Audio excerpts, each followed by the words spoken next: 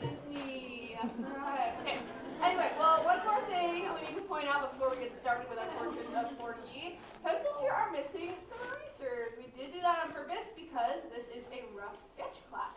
So all that really means is that you want to start all the lines on your paper really light, loose, messy, only darken in the things that you really like about your drawing. In the end, those are the things that will stand out. So with all that in mind, are we ready to get started? Let's do it. All right, I'm loving the enthusiasm from like the middle section over there. Amazing. All right, well, we're going to get started with our portraits of Forky here. I'm going to start, I would say, higher than the center of my paper here with a nice big circle, maybe the size of like a little tangerine, like a little cutie tangerine. You can see I'm giving myself a lot of options to work with here. I am pretty bad at drawing circles, so I'm not just going to try and drop in one perfect circle on my first try. Using a bunch of these messy ones to kind of build up the shape that I'm going for, and eventually I'll pick my favorite line to work with. But obviously Forky's head shape is not a perfect circle. You can even see from our model over there. It's more of like an oval shape. It's a little bit taller. So in order to get that head shape a little bit better, I'm going to start by splitting my circle in half from top to bottom. I'm extending this line a little bit up towards the top and then quite a ways down towards the bottom of my page because we are going to be drawing in the handle of our spork as well. I'm going to add in one more guideline right through the middle of my circle again, this time from left to right. Now that's going to be pretty much all we need for our basic shapes and guidelines, but like we said, we want to make Forky's head look a little bit taller, a little bit longer. So I'm going to go on either side of my circle here and start by stretching these really big, tall, lengthened out letter C curves. You can see I'm just touching the side of my circle here with my letter C curve. I'm just kind of bringing it back in towards my center guideline as I am going down towards the bottom of my page. I want to do the best I can to kind of mirror that same curve on the opposite side of my guideline there. So I'm kind of using that as if it was a mirror, just flipping that over my center guideline. And again, placing in another big letter C shape. So try to get more of that longer head shape.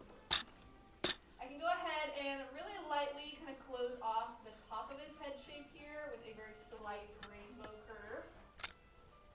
And then, like I said, we are going to be seeing a little bit of his body, a little bit of the handle of that spork. So I'm going to go ahead and pull down from the bottom of my letter C shapes on either side of my center guideline, just adding in these two parallel lines that are following along my center guideline here. Now, I absolutely love that there is like lore behind Forky. If you didn't know, if you look really, really carefully in the movie that we see Forky in Toy Story, you can actually see that printed very small on the back of him. He is a Pizza Planet spork, which of course we know Pizza Planet from the very first Toy Story movie. And I love that Pixar like adds in all these little hidden details. Like that really doesn't add too much to his character or to his story. It's just a cute little detail that they decided to place in there. I think it's very fun. But our spork is still looking like a spoon on our page. Let's go ahead and add in those little prongs along the top of his head. I'm going to start right on top of my center guideline there by just adding in this little letter V cutout at the top of his head. And then I'll go ahead and add in two more little letter V's on either side of that first one.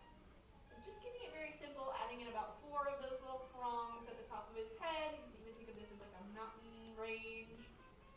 But now that we've got that shape in place for the top of his head, we can actually start to go back in here and lock in our favorite line for the shape of Forky's body.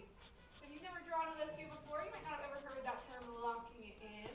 All that means is that we're going back into our drawing, we're picking our favorite line, and we want to make it a little bit darker because we really want that to stand out above all of those sketchy lines that we started with.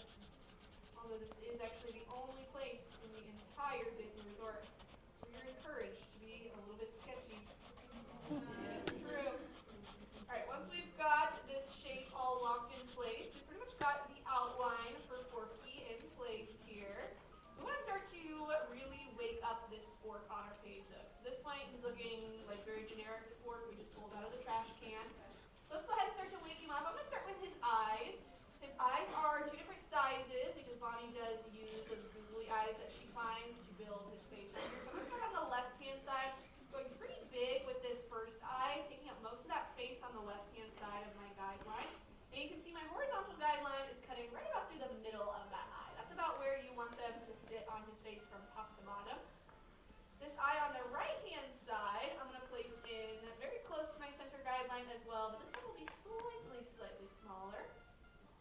And at this point, Forky is starting to look like he has seen some things in that daycare that Bonnie creates him in. So we want to wake him up, bring him back to life by adding in some pupils. You can get super, super creative with this part of your drawing. You can give him little hearts in his eyes, stars in his eyes. You can put little dollar signs in there. There's actually these cute little shorts on Disney Plus. It's called Forky Asks a Question, where it's literally just these little shorts. They're just a few minutes long about Forky asking all kinds of different questions. So sometimes he'll ask, like, what is money? Something that's more like tangible. And sometimes he'll get a little bit existential and he'll ask about, like, what is love? And sometimes he gets a really solid answer from the rest of his friends in the toy box, and sometimes it just causes him to, like, spiral even further out of control, which, I don't know, me for real, I find this character very relatable. But back to our portrait here of Forky, we want to go ahead and lock those eyes in, shade them in nice and dark, whichever shape you decide to go for. You could even have Forky, like, looking in a different direction, off to the side of your page, up to the top. He could be kind of googly eyed. Maybe his eyes are going in completely different directions. I feel like that tends to happen a lot for him. Maybe he's looking a little bit like hey, a little bit wall-eyed. But we also want to go back in here and lock in that outer shape for his eye there too. We want that to be a permanent part of our drawing as well. As we're starting to lock in the outer shape for his eye though, I want to tell you guys a little bit more about the creation of this character. Like I mentioned, Bonnie did create him in the daycare. That's the story we got behind Forky's creation in the movie. But his creation in real life was kind of similar as well. Rather than creating sketches of this character like they normally would when they were creating concept art for him, at Pixar they actually put out a whole bunch of craft supplies and just a bunch of little different trinkets and things out in the lobby, and they invited a bunch of the people that were working at Pixar to literally craft this new character. They said, all right, have fun, give us your best ideas, and then we're going to choose which little character out of all the ones you've crafted that you like best, and that will be the design that we use for this character. And it's really cool because actually that year at D23, they put on display a bunch of the other like alternate Forky options that they were considering. So not like the final version, but all of the other ones that were almost chosen, which is really cute. Now I'm going to start to add in Forky's eyebrow as well as his mouth. This is again where you can get super creative. He is a very, very expressive character. I feel like he is always a very anxious character as well, which maybe that's also why a lot of people relate to him. But yeah, you can give him like a super anxious look. Maybe he's kind of scared. Maybe he's really excited, really happy today. But for his eyebrows and his mouth, they are made out of that kind of waxy rope material. They're called Wixie sticks. I don't know if you guys ever remember playing with those, but I think they were a lot of fun. They're like very moldable. You get very creative with them. So again, feel free to kind of bend them in any direction you want to give Forky any expression you like. I'm going to stick with just a very happy, kind of content Forky today. I'm going to build up his eyebrow as just a rainbow, sitting right above his eyes. And I'm also going back in there and just really thickening up that eyebrow. So just kind of drawing it in there, to me it almost looks a little bit like a gummy worm. I'm going to do the same thing for his smile too. I'll go ahead and draw in sort of the outer layer of it first, and then go back in there and just add in that thickness, just copying along with that same shape. Now like I mentioned though, Forky, he was created as an actual little craft for the design of the character. And once they had settled on a design that they wanted for the character, next came the very difficult task of naming this character. And they were trying to kind of figure out, okay, if a kid had made this character, what would a child name this character? They wanted to get that extra perspective. And so the director of the movie actually ended up taking home that little craft that won the competition and gave it to his 5-year-old son and said, hey, if you had made this character, what would you name him? And his son immediately said, Fork Face! And for obvious reasons, they could not use that. So they decided to go with something else, but they liked the idea that, maybe a kid a little bit younger wouldn't really be able to tell the difference between a spork and just a regular fork. So they kind of decided to run with that idea, and that was how they landed on the name Forky rather than Sporky, which I feel like is a very fun little origin story. Now once we have a smile in place for our little Sporky, our little Forky here, I'm going to be calling him like Sporky for the rest of the day. If you want for some extra credit, you can also go back in there and shade in his lips, just like how I did his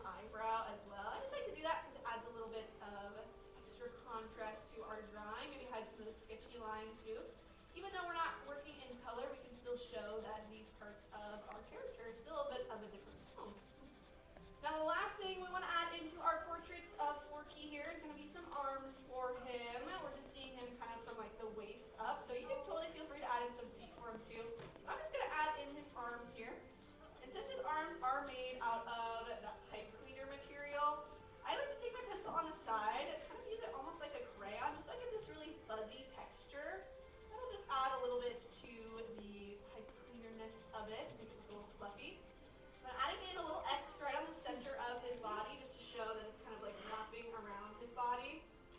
And then you can add in his arms in whatever position you want. Maybe they're down by his sides, maybe he is like super excited or super anxious and they are like straight up in the air. I'm going to have them kind of bent a little bit funky, a little bit crazy here. And right at the end of his hand there on either side, we'll go ahead and add in those 3 little loops for his fingers. I'll do the same thing on the other side. Now, anything else that you want to add on to your portrait of this adorable little character is going to be extra credits and up to you. You could add in some of the other toys from the toy box. You could add in a little trash can for him. Because let's be honest, I feel like that is where Forky feels like the most comfortable